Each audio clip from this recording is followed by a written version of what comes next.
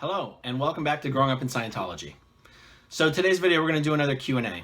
After this Q&A, I think I'm pretty much will have exhausted all of the comments and questions that I've copied and pasted over into the document where I'm keeping track of everything. So if you feel like you posted one that I haven't addressed, it's probably fallen to the bottom of the pile. Just comment on it again and I'll cover it in the next video. All right, so... okay, the last video I did, I think it was the one about the elderly. No, that wasn't the last video I did, but the first thing I want to touch on here follows up on what I discussed in the video about how Scientology views the elderly. And I had mentioned people being encouraged to drop their body. A couple things I wanted to clarify on that. Encouraging someone to drop their body in Scientology does not mean encouraging them to commit suicide. It doesn't mean anything like assisted suicide or anything like that. So Scientologists believe that a thetan, the spirit himself, can just make a conscious decision to sort of drop the body and let it go, and that the body would die when that happens. So they're basically asking the person to make the decision to just let their body go and let their body die and then move on and jump into another body. So let's see, Scientologists believe a thing can just let go of the body. That's right. Okay, so we covered that. Oh, there was another interesting part of this I totally neglected to mention in the last video. So when you're encouraging in Scientology someone to drop their body, you're usually talking to someone that's already been a Scientologist, and they already believe they're going to skip the between lives area where you get your thetan memory wiped.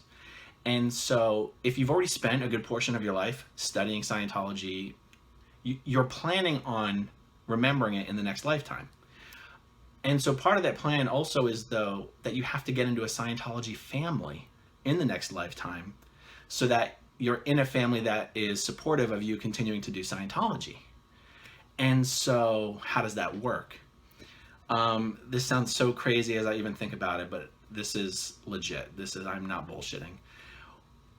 What will happen is that if someone is aware of an elderly person or an ill person or whatever who's getting ready to drop the body, oh, this is so gross. They will actually send out messages on some of these Scientology bulletin boards or these Facebook groups, or there was like an email server list, like the comm line was one. Anyway, they'll send out messages asking for Scientology families that are about to have a baby, and whether those families would be willing to come and meet this person who's about to die and strike up an agreement that they would be okay with that thetan occupying their new baby's body. I'm not fucking kidding. This is not uncommon, particularly in an area like Clearwater that has a lot of Scientologists who have done the OT levels. OTs are more likely to go about this effort of trying to broker thetans moving from one elderly Scientologist body to a new baby Scientologist body. I know it sounds absolutely disgusting as I discuss it right now, but actually happens. Okay, next item on the list here. When would Scientologists use the word coin to refer to other Scientologists, and how often did you see that term being used? Okay, so this only applies in the world of Scientology staff members, mostly the Sea Org. Very rare for this to apply to a regular Class 5 organization, which is your normal Scientology organization. It's called a Class 5 organization because those organizations can train auditors up to the level of Class 5 auditor. Your normal C organization is usually a Class 6 or a Class 8 organization. All right, so Sea Org members can be transferred between orgs. All Sea Org members work first and foremost for the Sea Org as a body, as a general group. As Sea Org members, they are posted at various orgs. But just like the Army, you can get your orders and be reassigned to one base, and then the next day you can be reassigned to another base. Like, you're going to go wherever the Army tells you you're going to go. The Sea Org is the same way. Sea Org members are going to go wherever they're told to go. So for that reason, Sea Org members are sometimes referred to as coins by the people that work in the personnel office in the Sea Org.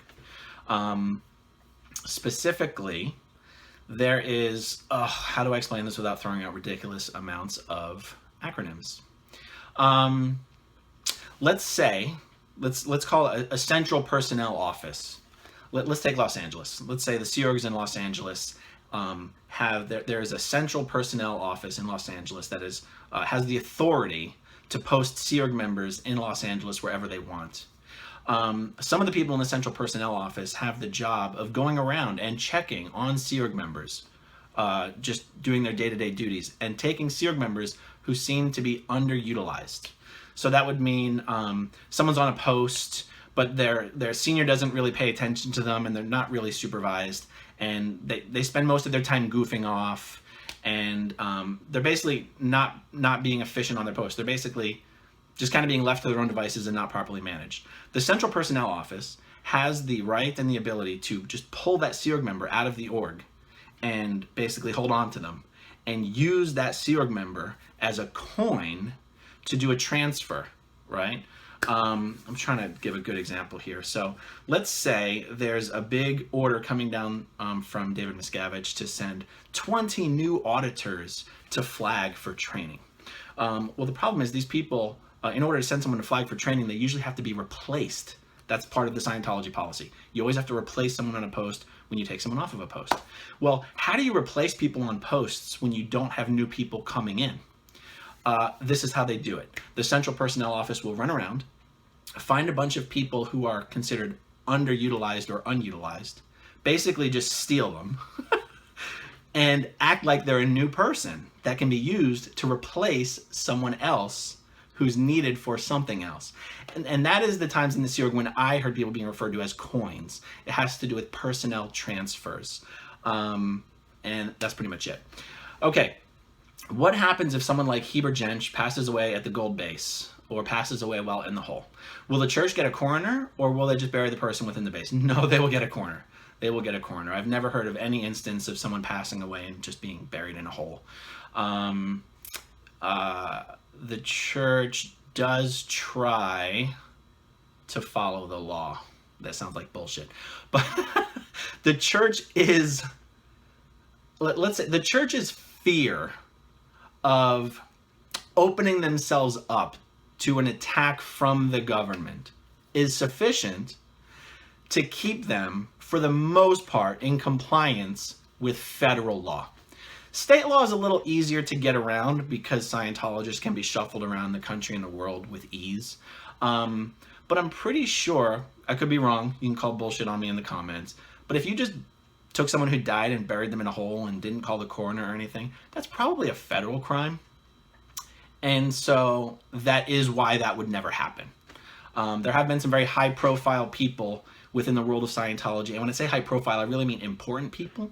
The truth is they weren't very high profile. Annie Broker is the one that I'm thinking of. Annie Broker is an extremely important person in the history of Scientology. And she died. She was terminally ill. I believe she died of cancer.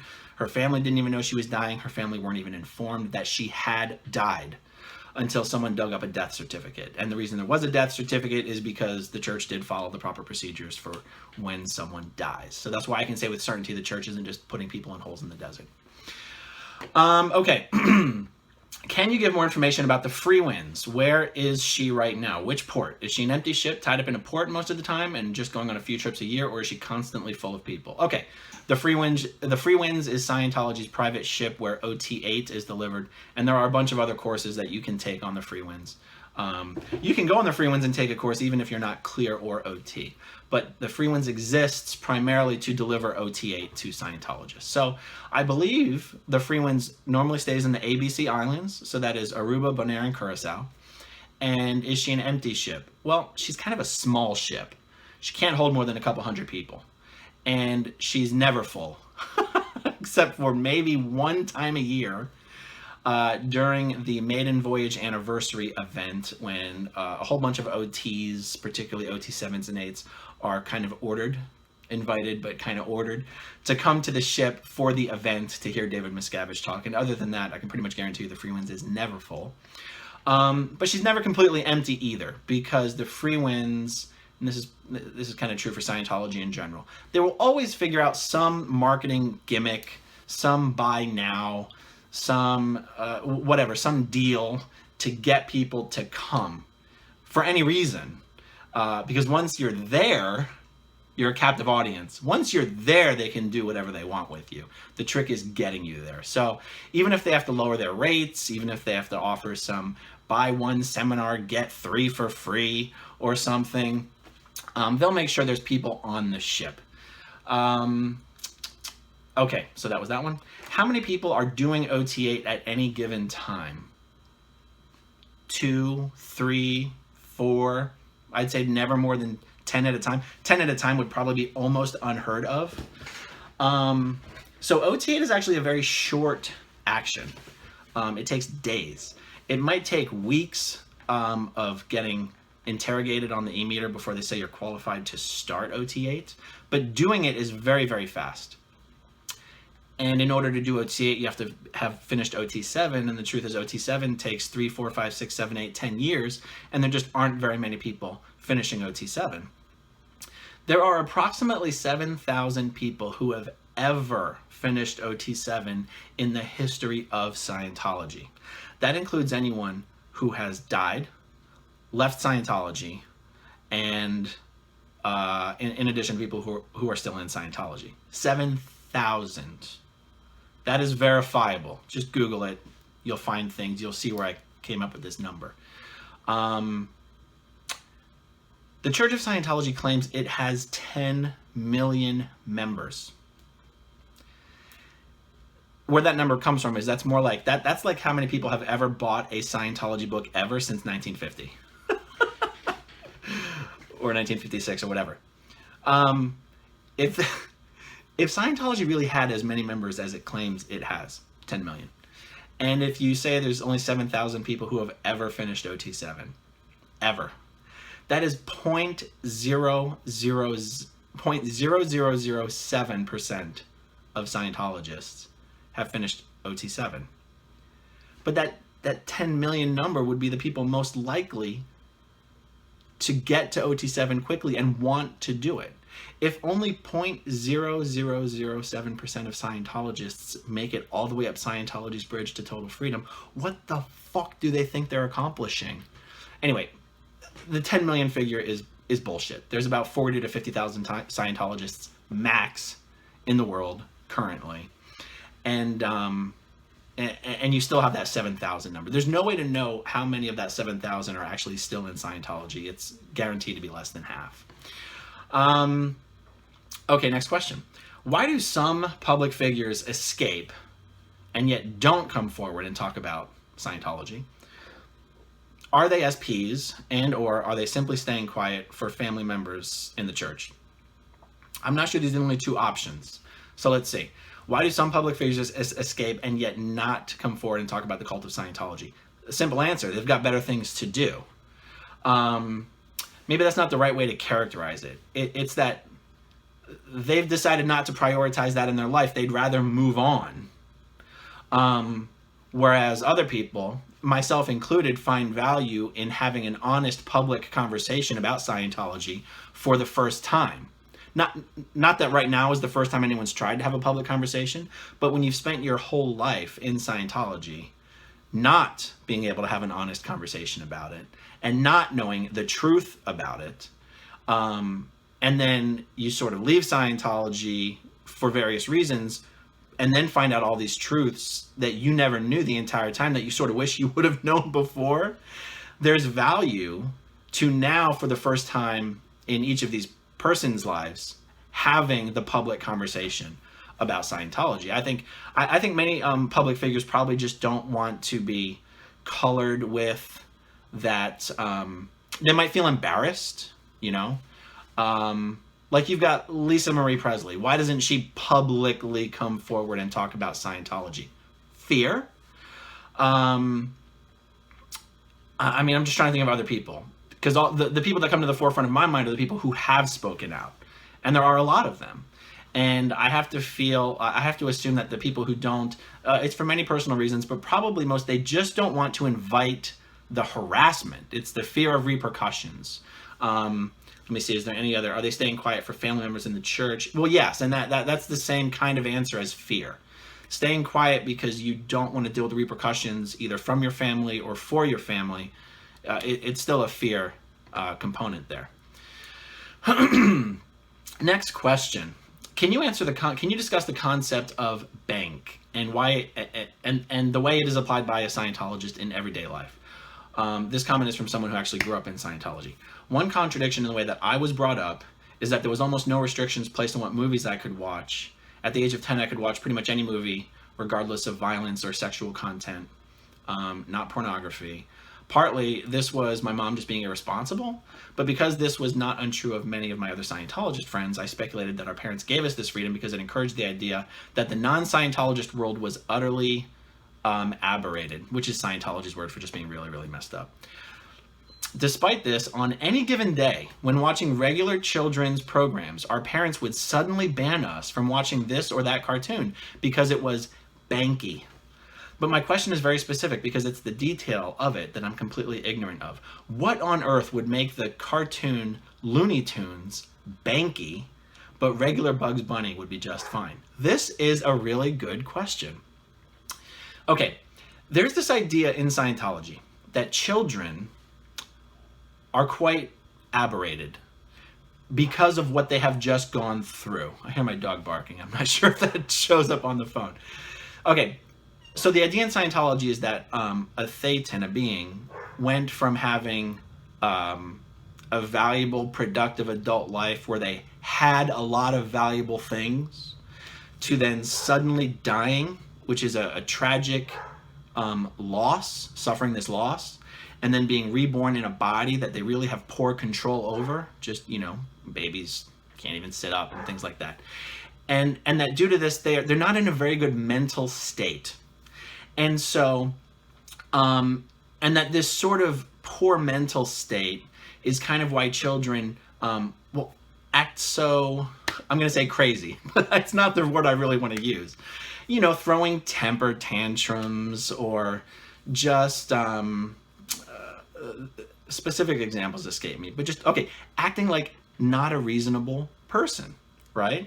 Like a little child, you cannot reason you normally cannot reason with a small child the same way you could just reason with an adult.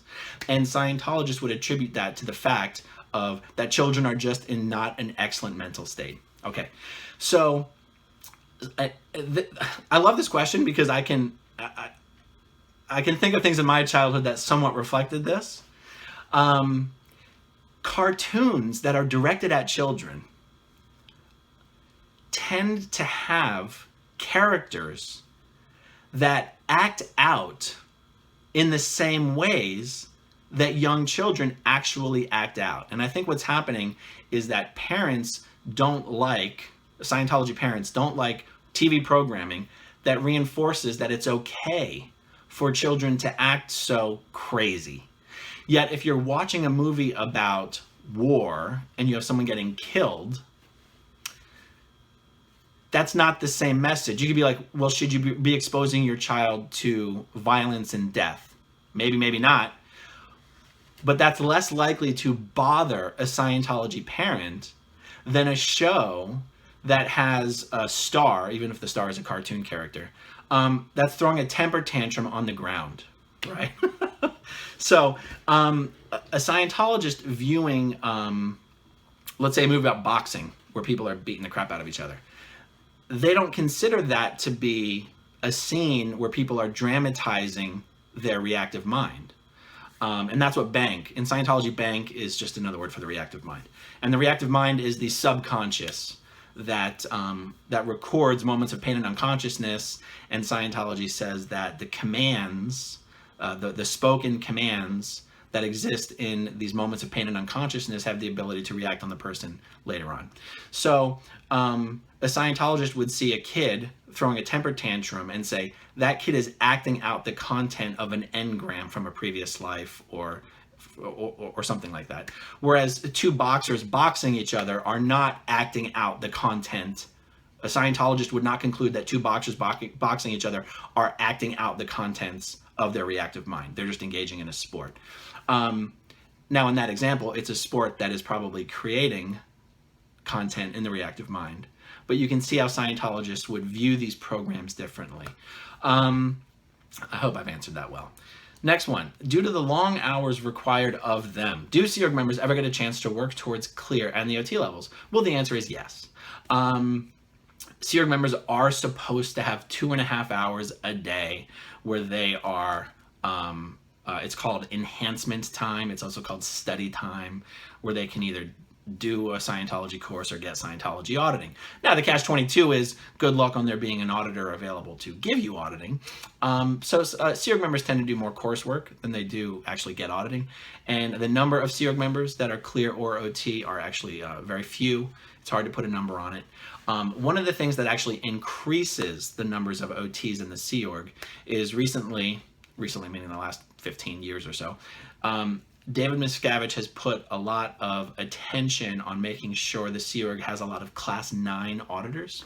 Class 9 auditors audit OT5. In order to audit OT5, you have to have started OT5 yourself.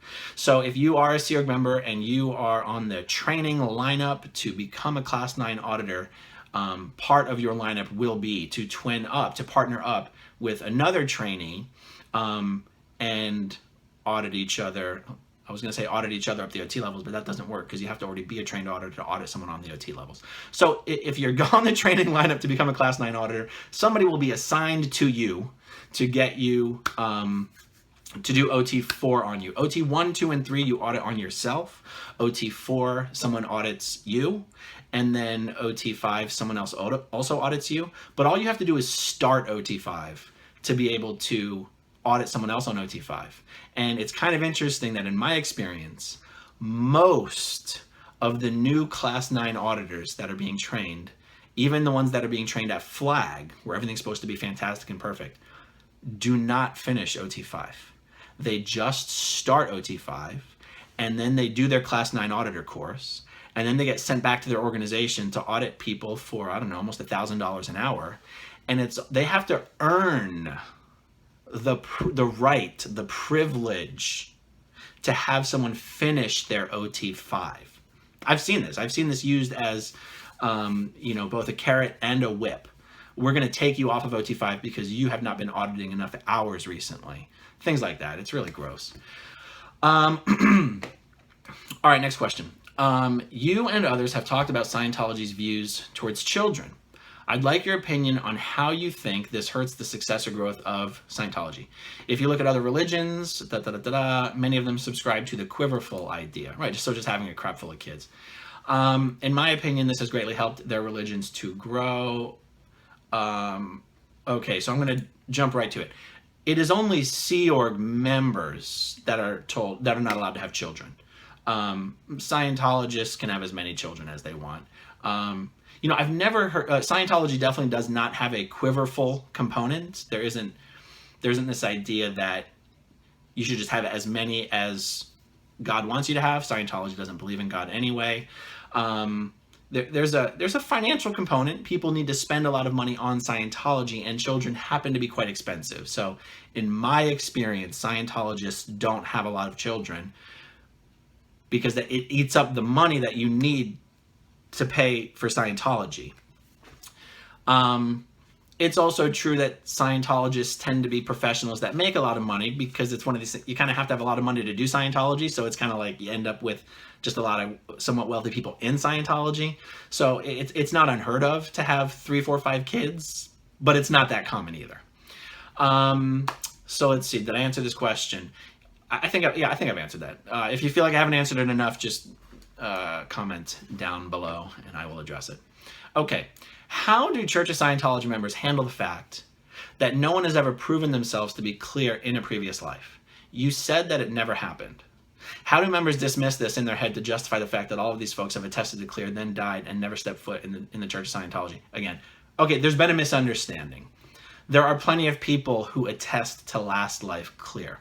I think what I said in a previous video is that what you don't see in Scientology is people coming back and saying exactly who they were and proving it to people and approaching the Scientologists they knew in their previous life and actually just openly proving that they knew who they were.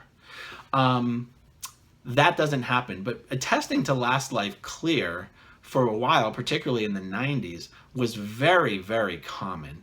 You don't have to prove who you were in your last life in order to prove that you went clear in a last life. That might sound kind of contradictory, but it just happens to be true. So let me make sure I've addressed the core of this question, though. How do church members handle the fact that no one has ever proven themselves to be clear in a previous life? So that's not true, so I can't answer that. You've said it never happened. All right, so I've corrected the record on that. How do members dismiss this in their head? All right, so I think I've got to move on to the next question. Has anyone ever tried to sue the Church of Scientology for their auditing folders? If I wanted to move on to a new religion and I decided that my church auditing documents were important for my growth in my new religion, in order to get them up to speed, who gets precedent? Okay. The only person I know of in the history of the world who's ever gotten their auditing folders is Laura DiCrescenzo, and that wasn't because she just filed a motion to receive them. It's because the content of her folders were pertinent to a case that is being litigated against the church, and the church was simply ordered to turn over the folders because of the evidence that was inside of them. When a Scientologist signs up for any auditing, they actually have to sign a legal document that waives, they acknowledge they have absolutely no rights to their auditing folders and that it is the property of the church and it's a religious artifact and da-da-da-da-da. So, no, you do not have a right legally to your PC folders. PC means pre-clear. Pre-clear means anybody getting auditing who's not yet clear, but PC is just used as a term for someone getting auditing. Okay, so I've answered that. How do Scientologists justify the fact that there were no mass deaths after the Xenu myth became common knowledge? As far as I understand, in Scientology, it is believed that if you are exposed to advanced OT level knowledge, you will get physically sick and or die. Why, according to the church, has this not happened? Excellent question. All right, so check it out. The only people who would worry about dying, which is what L. Ron Hubbard says would happen. He says you will get pneumonia and die if you are exposed to the material of the OT levels before you are ready for them. The only people that this applies to is people who have not done the OT levels. And people who have not done the OT levels in Scientology, when they hear this shit about Xenu, and then they ask someone in the church if this is true, they are told it is a lie. They are told that people have altered and lied about the OT levels and then put that information onto the internet just to spread misinformation about Scientology and the OT levels. So my point there is that you don't have a bunch of low-level Scientologists, lower level. Lower level means not clear and not OT. You don't have a bunch of lower-level Scientologists sitting around going, oh shit, I heard about the Xenu story, but nothing happened to me. I wonder why. Because they don't think they've been exposed to the actual OT level data yet. Right? So they're not wondering. Now, so maybe you could ask, okay, but the OTs in the church do know that that's the real information, and they do know that these people are being exposed to it, and they're not dying. How do they justify that? So one way I think they could justify it is that the person doesn't know that it's the real information, so they're still in the dark. So I think by that nature, the fact that they're still ignorant that what they were exposed to was the real info, their ignorance is protecting them. That's pretty shaky logic, but that's one way it could be explained. I think the other way it just gets explained is that, LRH said you could get sick and or die. So, the next time that person gets a cold or the flu, it'll probably be attributed to the fact that they were exposed to the OT data. I think on a certain level, some Scientologists simply know that L. Ron Hubbard was perhaps exaggerating. Through my own conversations with people who have done the OT levels and left Scientology, I have become quite surprised how many people have told me that when they studied the OT3 information, which is really where you get hit with the big data about Xenu and body thetans, I've been quite surprised how many people have told me they didn't actually literally believe the story. And if you don't literally believe the story, then you can't be surprised, right? So if you don't literally believe it, then you don't think it's actually completely true. And if you don't believe it's actually completely true, then you can't be surprised when someone doesn't die when they're exposed to it. So, you know, there's a lot of cognitive dissonance that goes along with being in Scientology for a long time and seeing what happens in the real world compared to seeing what LRH said was supposed to happen. And cognitive dissonance, I think, just becomes something that is normal and is not really that difficult to get past in Scientology. All right, next question. You mentioned being out in LA for a couple of years and not having any real involvement with Scientology. During that time, did you do any exploring of other philosophies or ways of life, or have any experiences just hanging around WOGs, that's Scientology's word for non-Scientologist, that made you consider just leaving altogether? Or did you always feel that you would eventually return? Good question. So from 1998 to the year 2000, my brother and I moved to Los Angeles and had essentially zero contact with any Scientology or Scientologists for 2 years. During this time, I still considered myself a Scientologist. The reason I didn't have anything to do with Scientology is because I was 17 years old when I left staff in Philadelphia for this 2-year hiatus, if you will. And I had they handed me a $100,000 bill for the services I had done in Scientology. I had only fulfilled 3 years of my 5-year contract. So they handed me a bill for the Scientology I had done during the 3 years I was on post and during the 3 years that I spent doing full-time study before the 3 years that I was on my post in Philadelphia. That debt, a Scientologist cannot do any more Scientology until they have paid their debt to the church. And the bill is handed to you if you don't fulfill the full years on your contract. So the only reason I wasn't doing Scientology is because of the debt, but I still consider myself a Scientologist. Now, also, I didn't consider the WOG world to be some big, unknown, scary thing. That just wasn't my deal. I had already spent plenty of time in the real world. I went to public school up until the 6th grade. I did homeschool for the 7th grade, and then I joined staff and worked for the church full-time after that. So it's not like I was never exposed to real people, or non-Scientologists, I should say. And also working in an organization like the one in Philadelphia, a Class 5 organization, that's one of the organizations where brand new people do come into the org. And at that time, not so much these days, but at that time, new people did get into Scientology in those orgs. So it's not like dealing with non-Scientologists is something that was foreign to me. Okay, so but to answer this question, no, I did not explore other philosophies or ways of life because I still considered myself to be a Scientologist. Did you have any experiences hanging around WOGs that made you consider just leaving altogether? No. During this period of my life, I actually still fiercely defended Scientology. And what I mean by that is all my friends were non-Scientologists. And many of them, well, all of them, did not like the fact that I was still considered myself a Scientologist, still believed in Scientology, and they would try to explain stuff to me that was very offensive to me.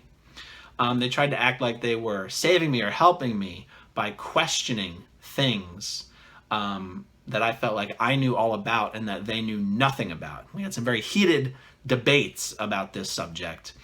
I remember one particular debate got to the point where I just had to look at my friend and be like, so why are you claiming to want to push this information that you're giving me right now off onto me? Why are you claiming to want to do this?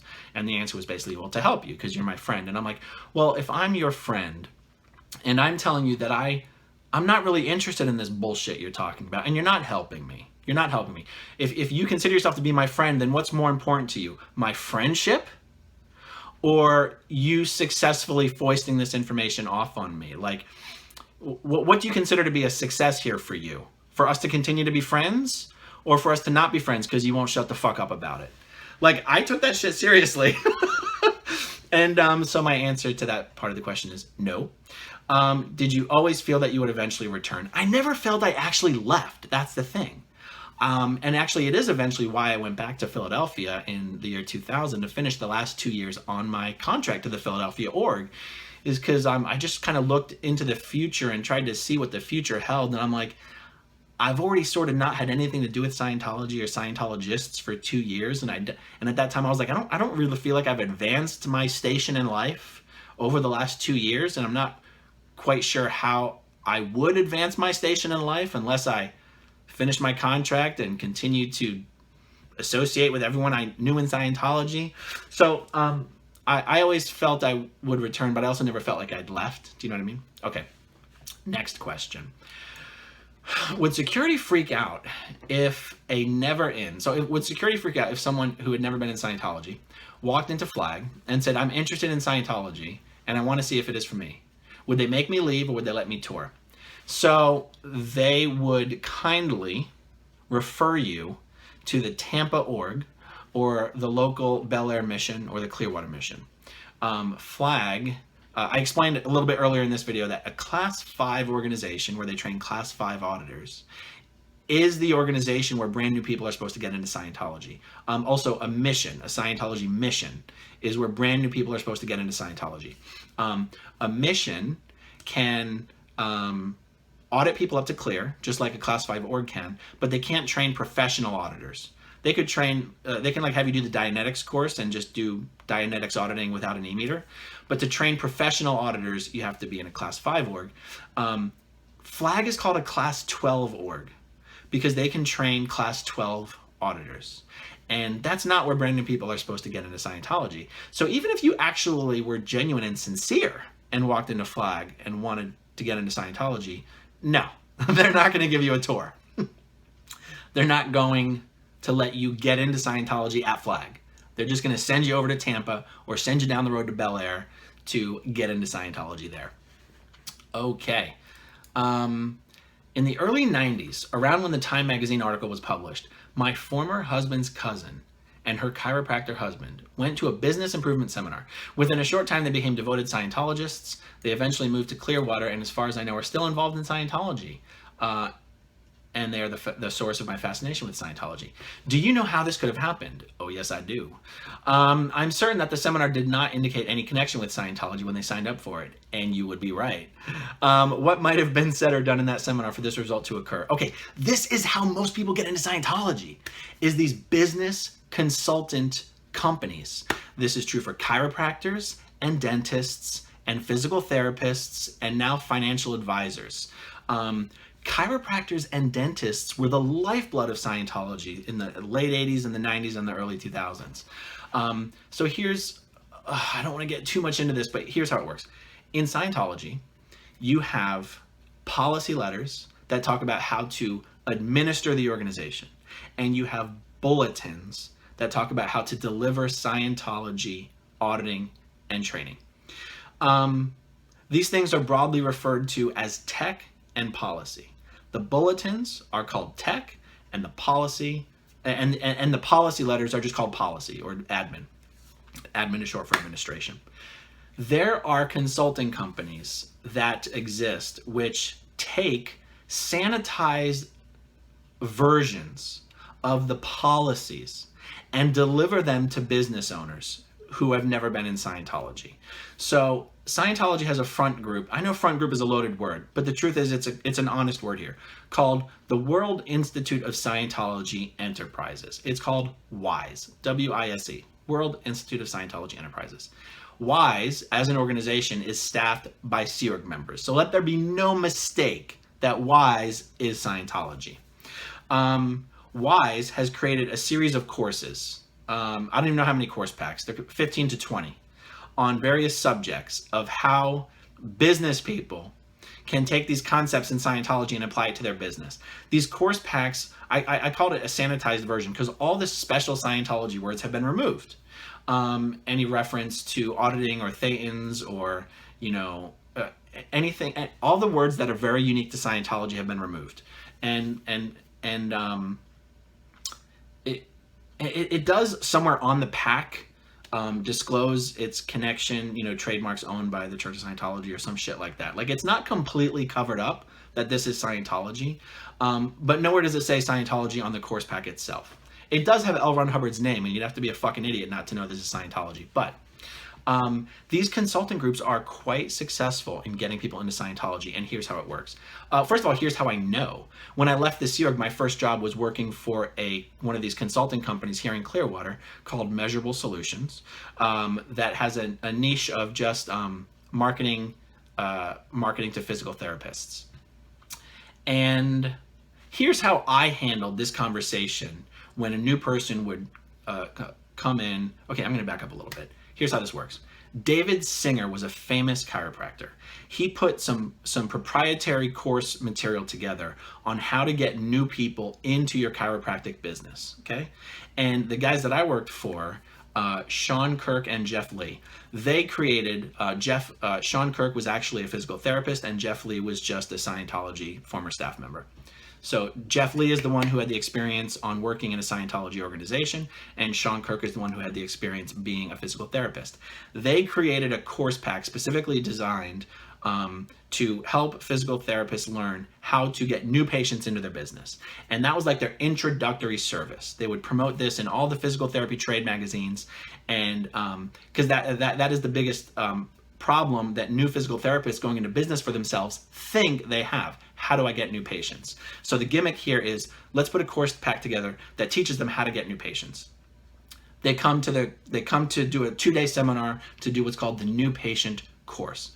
While delivering the new patient course, Sean or Jeff or someone else who they had apprenticed is giving the physical therapists this message. They're saying, as a new business owner, you think your problem is that you can't get enough new patients. That's not your problem. Your problem is you don't have a fucking clue how to organize or run a business. But you don't realize that yet. You just think that if you have enough new patients, everything's going to be fine. And because that's what you think is your problem, that's what we are going to help you handle here today. And if you apply our methods for how to get new patients into your practice, you're going to get a lot of new patients into your practice. And once that starts happening, you're going to realize how fucked you are because you don't know what you're doing at all as a business manager. And it's kind of a good gimmick. So, and they would say what you really need to succeed in your business is this whole series of courses and this beautiful organizing board that you see up here on our wall. You need to know all of this stuff. But we're going to give you what you want, and we're going to help you get new patients. And when you realize that your whole business is going to shit because you can't run an organization, come back to us, and we'll sell you these courses. So then what happens? They come back and they buy these courses on how to implement all of these policies into their business. Here's the real gimmick here. Whenever these business owners seem to have problems implementing these policies, these administrative policies into their practice, what Jeff and Sean would then say is the problem that you can't implement these properly, or is the problem you? And then Sean would sit down and have a real heart-to-heart with them and say, let me tell you how I built up my practice. I did everything you're doing, and then I hit a wall. I hit a ceiling. I hit a glass ceiling. And I couldn't figure out what the problem was. And that's when I started to realize the problem was me. And that's when I was like, you know what, let me try to get some of that auditing. And he said, I know we've been telling you this whole time that as long as you did all these courses, this would, make you successful in business. But the truth is what made me successful in business was all of this auditing that I did. And these guys are on the hook now. By this time, these practice owners have come to know Jeff and Sean pretty well. They look up to them, they respect them, they know that they have become successful business people. But realize they've become successful business people by selling someone kind of a lie, right? They sit someone down and say, these courses will fix everything in your life. And then when that person isn't quite satisfied, they go, let me tell you the real deal. Scientology auditing will fix everything in your life. And so then what happens? Those people get into Scientology, and in this case, we're talking about Measurable Solutions and Jeff and Sean. Jeff and Sean would get 10% commission from the church on every dollar the people they got into Scientology gave to Scientology. That's how Scientology works. Scientology's commission structure is only one level deep. That's why it's not technically a pyramid scheme. Like if I get Joe into Scientology and Joe gets Sue into Scientology, I'm not getting any commissions for money Sue gives to Scientology. You can only get commissions one level deep. And it's a 10% commission. Hey, any other religions give you commissions for getting people to give money to the church? If they do, I don't know about it.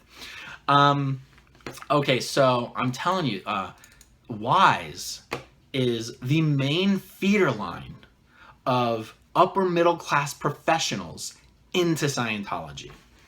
All right, can you discuss the newcomer that walks into Scientology today off the street? I kind of don't want to do that right now. Let's do that in another video. Tom DeVocht said in my Scientology movie that an FBI raid, I just copied and pasted these straight from the comments. I haven't fixed up typos or whatever. Tom DeVocht said in my Scientology movie that an FBI raid would not be effective because everybody would just say, this is what we want. But Mark and Claire Headley said they've witnessed multiple escape attempts. How could a raid be ineffective if people are actively trying to escape? All right, fair question. I think the best way to answer it is that the people who want to escape, escape. And the people that are left, not trying to escape. God, let me see. Can I come up with a better answer? Okay, the better answer is that the number of people who have tried to escape compared to the number of people at INT is very, very small. So you do hear of it happening. Tom DeVocht did have to jump the fence. Mark and Claire Headley did literally escape. Plenty of other people have escaped. The thing is, you've heard their stories. And the people that are there, they don't really want to escape. I think the fact that you hear stories where someone even had to think about escaping is very shocking. You're like, oh my God, everyone else who's still there must just not have figured out how to escape yet. But the truth is, the brainwashing in Scientology runs so deep that even if you don't want to be there anymore, wanting to actually escape is still such a stretch. There's such a leap between not wanting to be there anymore and actually wanting to escape. Because if you don't want to be there anymore, usually that just means you don't want to still be right there doing exactly what you're doing. It doesn't usually mean you actually want to leave Scientology. Like maybe you're just like, in management, the international management base, I'm not fit out for the international management base. I would rather leave the Sea Org and just be a public Scientologist like everyone else. If you decide to actually escape, that means you have told yourself, you have come to terms with yourself that you are leaving Scientology. If you escape the way Mark and Claire and Tom and the way, Mike escaped, he just didn't have to, Mike didn't actually climb the fence, but he did escape. You know you're done. There's no coming back and making it right and continuing to be a Scientologist. You're done. And just think of how deep the belief is of a Sea Org member. And that even if they become unhappy in the Sea Org, that very rarely means they're prepared to leave Scientology. And that's why Sea Org members they're much more likely to route out and leave the Sea Org the proper way. The proper way really just means you give them an opportunity to interrogate you on an e-meter for several months and have you tell them every bad thing you've ever done so that it can be used against you later. That's leaving the proper way. And a Sea Org member who's unhappy is much more likely to just leave the proper way or just shut up and keep carrying on than they are to actually escape. And it's true. I agree with Tom DeVocht that if the FBI tried to raid the international base, they wouldn't get anyone. They wouldn't get anyone. Nobody would say they wanted to leave. That's my opinion. Okay, what's next? Don't really want to do that one. All right, let's give it a shot. Why Scientology doesn't try to handle suppressive people instead of disconnecting? I really feel like I have already covered this. Let me think here. Yeah, I think this is a mistake on my copy and paste. I don't think this is, I think I've already covered that.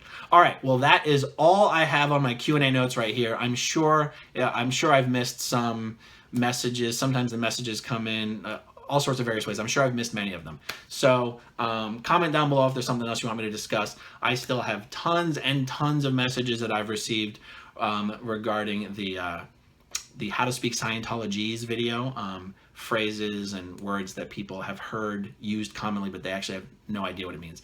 Those videos are going to be a lot of fun, and I'm going to get back to tackling that one while I gather up more Q&A questions.